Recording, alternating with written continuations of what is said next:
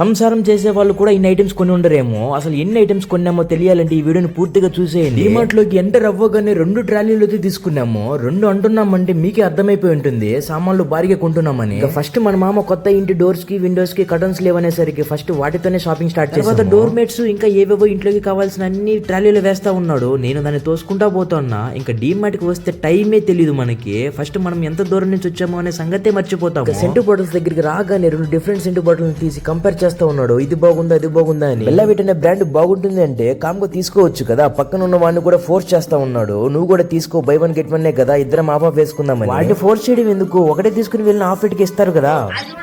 ఇంకా షాపింగ్ చేసి బయటకు వస్తే వచ్చేసాము. ఇవే మేము కొన్నవి. డిమార్ట్ లో అంతా నా చేతితో ట్రాలీని తోపించుకుని బయటికి రాగానే మా మామ తీసుకొని తోసుకుంటూ పోతున్నాడు. నాకు ఫస్ట్ అర్థం కాల, లేటుగా అర్థమైంది.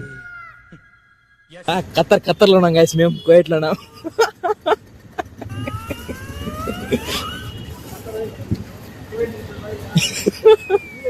ఇంకా బిల్ ఎంతైందో చెప్పలేదు కదా. ₹1 తక్కువ 9,000కి షాపింగ్ అయితే చేసాము. ఇదన్నమాట ఇవాళ వీడియో. ఈ వీడియో నచ్చితే like and subscribe and follow కొట్టడం మర్చిపోద్దు. రేపు వీడియోతో మళ్ళీ కలుద్దాం. Okay then bye.